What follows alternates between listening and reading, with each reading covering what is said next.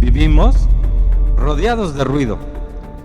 No solo el ruido de la calle, de las obras, del tráfico. Hablo de un ruido más profundo, el ruido mental. Las notificaciones que vibran en el bolsillo, la obligación de responder ya, la presión de estar al día. Esta saturación constante tiene una consecuencia devastadora. Ha colonizado nuestro espacio interior. Es el lugar de quietud donde el conocimiento se asienta, donde las ideas maduran, donde podemos escucharnos a nosotros mismos. Simone Weil decía que la atención es la forma más pura de la generosidad. No es dar dinero, no es dar tiempo, es dar tu atención plena a algo o a alguien. Es estar realmente presente.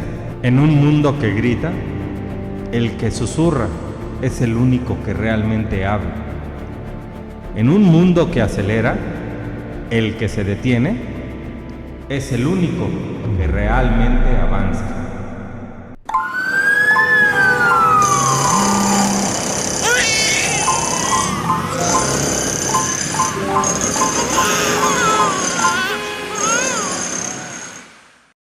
Hagan esto conmigo, solo por un momento. Cierren los ojos. Escuchen con atención.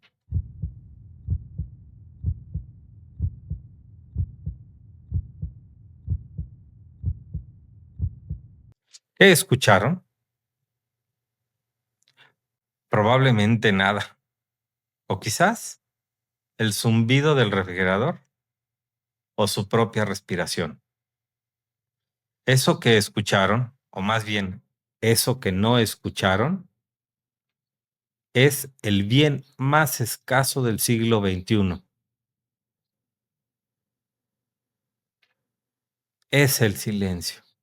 Vivimos rodeados de ruido.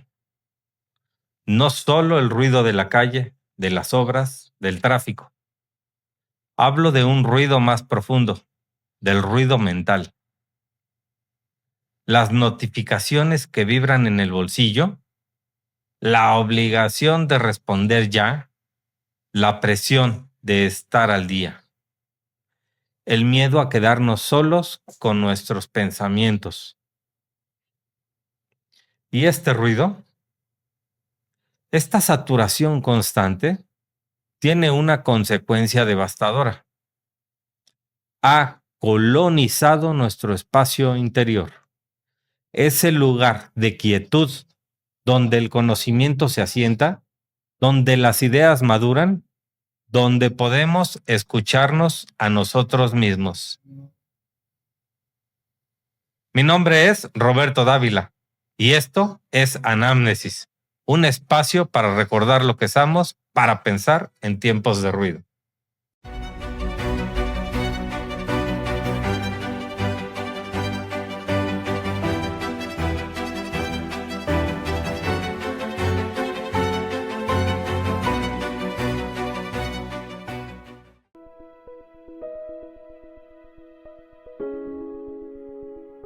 Hoy vamos a hablar de algo que parece una contradicción.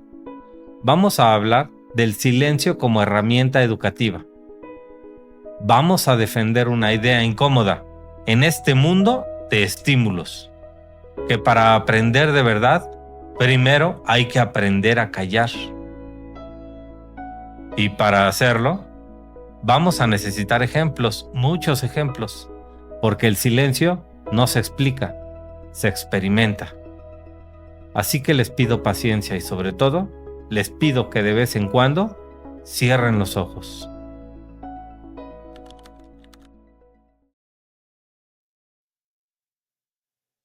Voy a empezar con una confesión personal. Hace unos meses estaba yo en mi casa, supuestamente trabajando en un texto.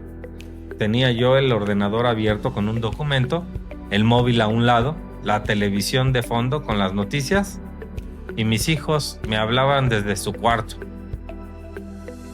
En apariencia, estaba yo siendo productivo. En realidad, mi cerebro estaba haciendo algo peor que no funcional.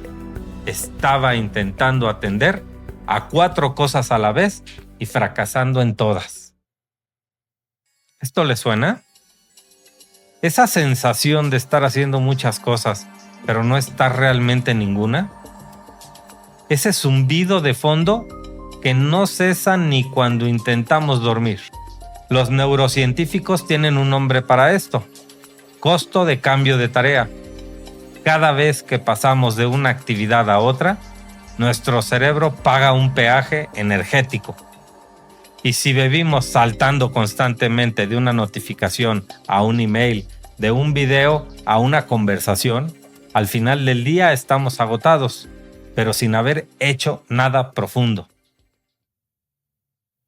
Pero esto no es solo un problema individual, es un problema educativo. Y aquí quiero que imaginemos una escena muy concreta. Imaginen un aula de secundaria, 30 adolescentes, todos en sus mesas, todos tienen su libro de texto, su cuaderno y su celular. No está sonando, está ahí boca abajo o en el bolsillo, pero está. Y cada pocos minutos una vibración, un like, un mensaje, una notificación. El profesor está explicando la Segunda Guerra Mundial. Habla de las consecuencias del Tratado de Versalles. Pero la mente de los estudiantes no está en Versalles. Está a medio camino entre el profesor y la pregunta de ¿quién habrá visto mi historia? Y ojo, no estoy demonizando a los adolescentes. Son víctimas de un sistema diseñado para capturar su atención, pero el resultado es el mismo. El aprendizaje se vuelve superficial. La información entra y sale sin dejar huella alguna, como agua por un colador. Pero no es solo la tecnología, es también nuestra obsesión por llenar el tiempo. Piensen en un niño de 10 años hoy. Se levanta, va al colegio, sale, va a inglés, después fútbol o ballet, después clases de apoyo, después deberes, después cena, después un rato de tablet antes de dormir. ¿Dónde está el espacio para aburrirse? ¿Dónde está el momento de no hacer nada, de mirar al techo, de dejar que la mente vague? El filósofo Byung-Chul Han, que ya mencionamos en un programa anterior, llama a esto la sociedad del cansancio. Pero no es un cansancio físico, es un cansancio de estímulos. Estamos tan sobrecargados que nuestra capacidad de atención profunda se atrofia. Han dice algo muy potente: la sociedad moderna ha eliminado la negatividad. ¿Y qué es la negatividad? Es el espacio para la duda, para la pausa, para el no. Todo es sí. Sí a más actividades, sí a más información, sí a más estímulos. Y ese sí constante nos deja vacíos. En otro libro, llamado El Enjambre, habla de la tiranía de la inmediatez. Todo tiene que ser ya, el mensaje, la respuesta, la reacción. Y lo inmediato mata lo profundo, porque lo profundo exige demora, exige tiempo, exige precisamente silencio. Y aquí llegamos al corazón del problema. Si la escuela replica este modelo de ruido y prisa, si llena cada minuto con contenido y estímulos, entonces la escuela se convierte en parte del problema, no de la solución. Estamos formando estudiantes que saben reaccionar, pero no reflexionar, que saben responder, pero no preguntarse.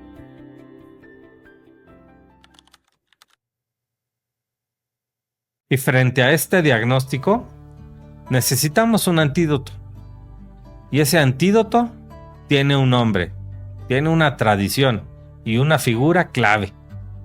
Hablemos de Simone Weil, Simone Weil fue una filósofa francesa del siglo XX, judía, mística, activista, una de las mentes más brillantes de su tiempo.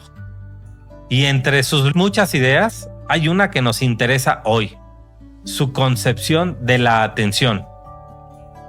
Para Weil, la atención no es solo una habilidad mental, no es prestar atención como quien enfoca una cámara, es algo mucho más hondo. La atención, dice Weil, es la forma más pura de la generosidad. Piensen en eso. La forma más pura de generosidad no es dar dinero, no es dar tiempo. Es dar tu atención plena a algo o a alguien. Es estar realmente presente sin distracción, sin juicio, sin esperar nada a cambio. Imaginen a un niño pequeño que llega llorando del colegio. Algo le pasó, algo que para él es enorme. Y nosotros los adultos tenemos el móvil en la mano, o estamos pensando en la cena o en la reunión de mañana. Escuchamos con medio oído y le decimos, ya, no pasa nada. Y seguimos. Eso no es atención. Eso es simulacro de atención. La atención verdadera sería dejar todo, sentarse a su altura, mirarle a los ojos y decir, cuéntame, estoy aquí, te escucho. Eso es generosidad. Eso es para Weil un acto casi sagrado.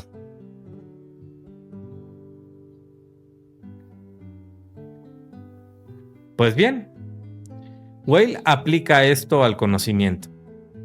Para ella, no podemos acceder a la verdad, no podemos comprender realmente algo si no somos capaces de prestarle esa atención plena, generosa y desinteresada. Y es aquí que entra el silencio. Porque la atención necesita silencio como el pez necesita agua. En el ruido, la atención salta de aquí para allá, superficial, dispersa. En el silencio, la atención puede posarse, puede sostenerse, puede penetrar. Piensen ahora en la diferencia entre leer un libro en una biblioteca silenciosa y leer el mismo libro en el metro, con gente hablando, con anuncios, con el móvil vibrando. En la biblioteca, las palabras pueden calar. Puedes detenerte en una frase, releerla, sentirla. El autor te habla y tú lo escuchas. Hay comunión. En el metro, apenas pasas los ojos por las líneas, entras y sales. Te pierdes la mitad. Cuando llegas al fin de la página, no recuerdas lo que leíste.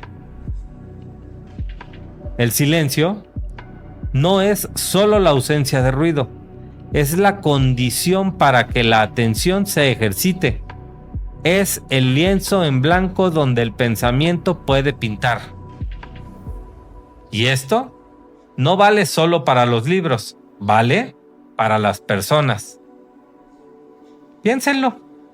¿Cuándo fue la última vez que alguien les escuchó de verdad? Sin mirar el reloj, sin interrumpir, sin estar pensando en lo que iba a responder mientras ustedes hablaban.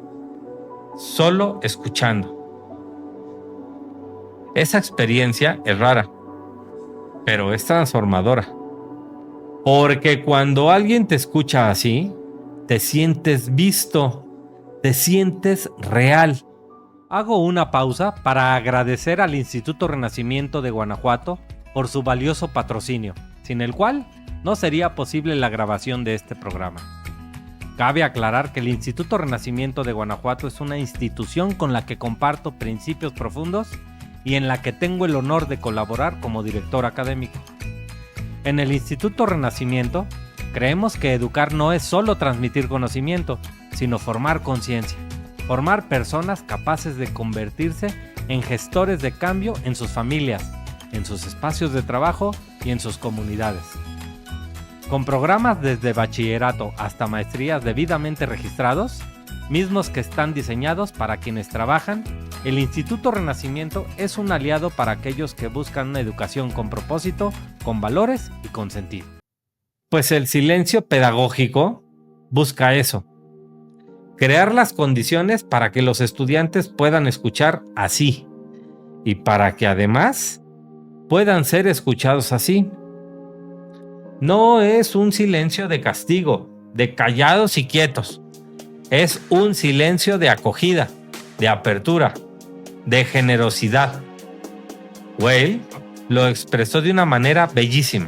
Dijo: la atención consiste en suspender el pensamiento, en dejar que el objeto penetre en el alma. Suspender el pensamiento y dejar que la realidad entre. Eso solo es posible en el silencio.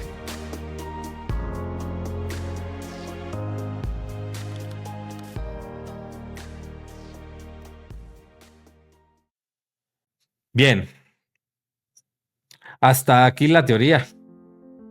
Pero seguramente muchos de ustedes estarán preguntando: ¿y esto cómo se hace? ¿Cómo metemos silencio en una aula ruidosa? ¿Cómo convencemos a un adolescente de que callarse puede ser interesante? Vamos a ello. Vamos a ver ejemplos concretos, prácticas reales, que cualquier educador podría aplicar. La primera práctica la llamo pausas contemplativas. No hace falta ser monje budista. Basta con algo muy simple. Imaginen que empieza la clase de matemáticas. Los estudiantes vienen del recreo, alterados, hablando, con la mente en mil cosas. El profesor tradicional empieza a hablar, a explicar, a escribir en la pizarra. Pero las primeras explicaciones entran en saco roto. Nadie escucha la verdad. Y como alternativa, el profesor entraría, sonríe y dice: antes de empezar, vamos a hacer una cosa. Vamos a cerrar los ojos y respirar 3 veces profundamente. Solo 3 veces. Contamos. 1, 2, 3. Abrimos los ojos y empezamos. 30 segundos. Eso es todo. Pero es que esos 30 segundos son una apuesta a cero mental. El sistema nervioso se regula, la atención se recoloca y lo que viene después tiene más posibilidades de ser escuchado. Hay una escuela en San Francisco, en un barrio conflictivo, que implementó esto. Empezaban el día con 5 minutos de silencio, solo 5 minutos. Los resultados tras un año fueron sorprendentes. Menos conflictos, mejores notas, y los propios estudiantes decían que se sentían más tranquilos y más ellos mismos. No es magia, es neurociencia. El silencio reduce el cortisol, la hormona del estrés, y permite que el cerebro pase de un modo de supervivencia a un modo de aprendizaje.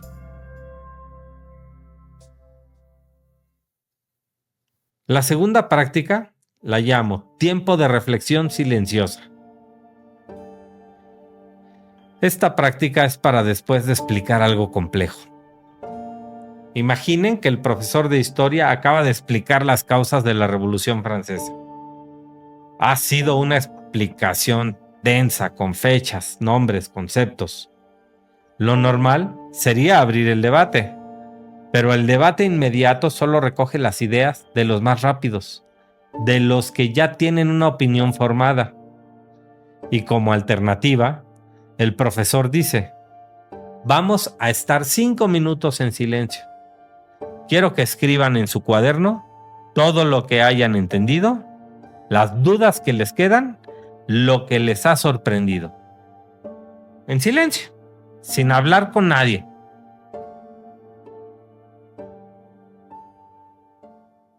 Ese tiempo de silencio permite que cada estudiante procese a su ritmo. Permite que los más lentos, que los más tímidos, que los que necesitan rumiar también tengan voz. Cuando después abran el debate, las intervenciones serán más ricas, más pensadas y más diversas. Yo una vez hice esto en un taller con adultos, 30 personas. Les planteé una pregunta compleja sobre ética. En lugar de abrir debate, les pedí 10 minutos de silencio para escribir.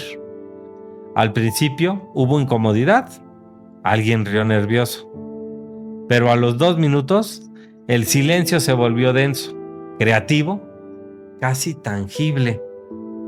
Cuando compartieron lo escrito, hubo lágrimas, hubo confesiones, hubo verdad. Eso no hubiera ocurrido en un debate rápido. El silencio lo hizo posible. Y la tercera práctica que les tengo se llama la observación sin juicio. Esta es para educar la mirada.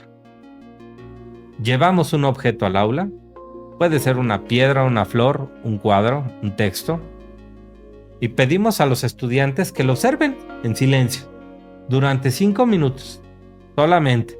No tienen que decir nada, no tienen que analizar, solo deben observar.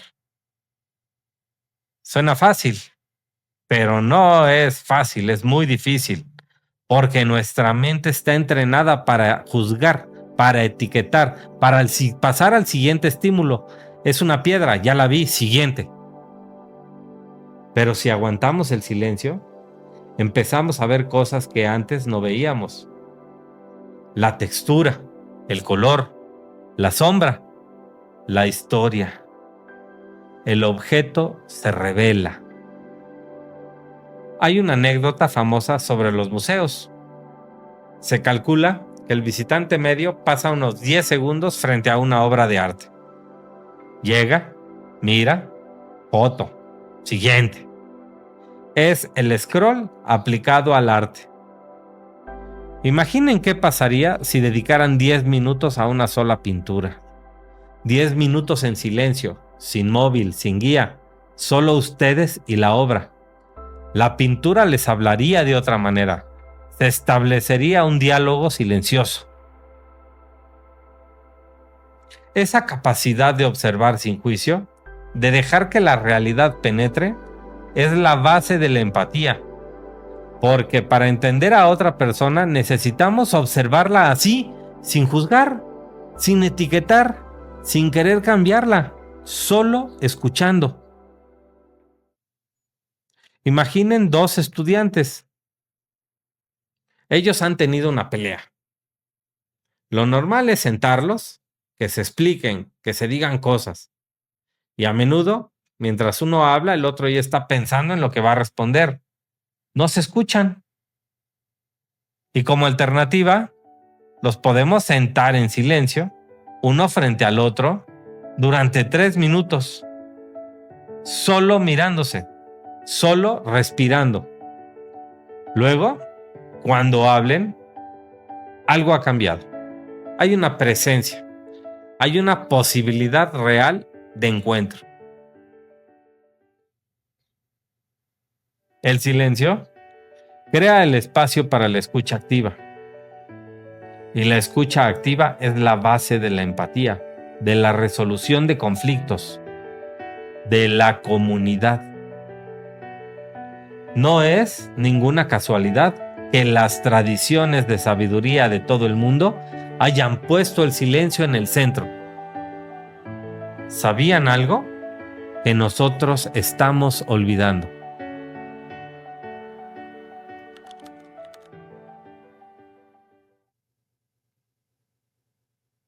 Y así es que llegamos a la pregunta final. ¿Por qué todo esto importa? ¿Por qué en un mundo con guerras, con violencia, con luchas de poder, vamos a hablar en silencio? ¿No es acaso esto un lujo de ricos? Les propongo una reflexión. La filósofa Hannah Arendt, al cubrir el juicio de Adolf Eichmann en Jerusalén, acuñó la famosa expresión "la banalidad del mal". Eichmann no era un monstruo sádico, era un burócrata eficiente que cumplía órdenes sin pensar. Su mal, decía Arendt, radicaba en su incapacidad para pensar, para detenerse y para preguntarse: ¿esto que estoy haciendo está bien? Eichmann no se detenía. Eichmann no hacía silencio. Eichmann solo ejecutaba. El silencio, la pausa, el espacio para preguntarse, es el lugar donde nace la conciencia crítica. Sin ese espacio, nos volvemos ejecutores eficientes de lo que nos mandan. Con ese espacio, podemos decir no cuando toca decir no. Piensen en unas elecciones. Un ciudadano que vive en el ruido constante, que consume noticias fragmentadas, que repite opiniones de su entorno sin examinarlas. Ese ciudadano vota, ¿sí? ¿Pero vota con libertad? ¿O vota como un autómata? ¿Como un engranaje más del sistema? El ciudadano crítico, en cambio, el que practica el silencio interior, el que se detiene a examinar sus propias creencias, ese puede votar con autenticidad. Y la democracia necesita de ese tipo de ciudadanos. Sin ellos, es solo una coreografía vacía. Por eso, el silencio pedagógico no es un adorno, no es una técnica de relajación para niños estresados, es una herramienta de resistencia y de libertad. Al cultivar el espacio interior, estamos formando no solo mejores estudiantes, sino personas capaces de discernir, de evaluar, de actuar con autenticidad. Estamos formando ciudadanos.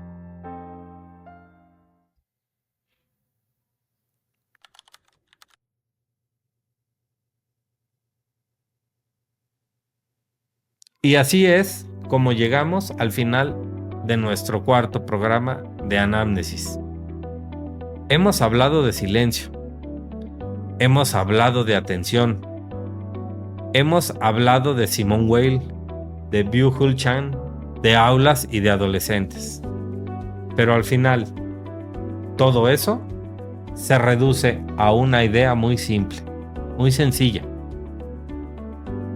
En un mundo que grita, el que susurra es el único que realmente habla. En un mundo que acelera, el que se detiene es el único que realmente avanza. En un mundo que llena cada espacio con ruido, el que guarda silencio es el único que realmente escucha. Educar en el silencio no es educar para la pasividad. Es educar para la profundidad. Es dar a los estudiantes la herramienta más valiosa que puedan tener, la capacidad de escuchar su propia voz interior en medio del griterío.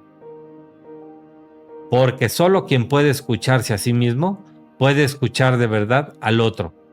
Y solo quien puede escuchar al otro puede construir un mundo más justo.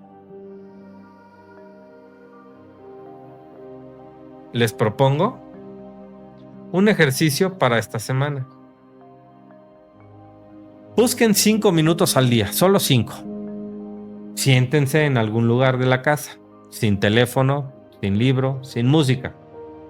Estén en silencio. Puro silencio. Al principio parecerá extraño, incómodo, quizás aburrido.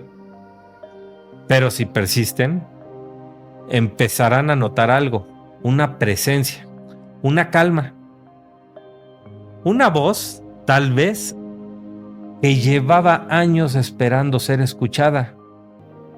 Y ahora, si me lo permiten, quiero pedirles algo que rompe un poco con el espíritu de este programa. pero que es necesario para que esto continúe. Si este video los hizo sentir algo, si les regaló aunque sea un minuto de silencio en medio del ruido, les invito a compartirlo, no por mí, sino porque tal vez haya alguien en su vida que necesita escuchar esto.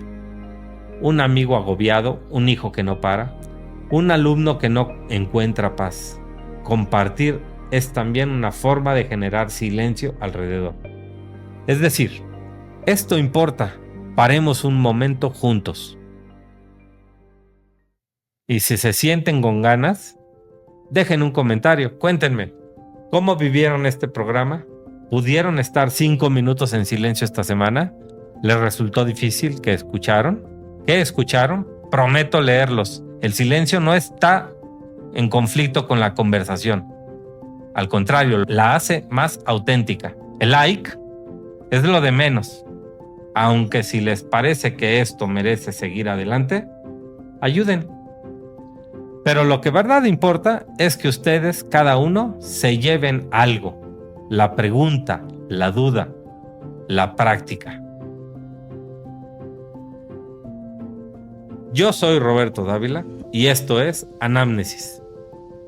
Gracias por el silencio compartido. Gracias también por pensar conmigo. Nos vemos en el próximo programa. Que encuentren silencio en su semana.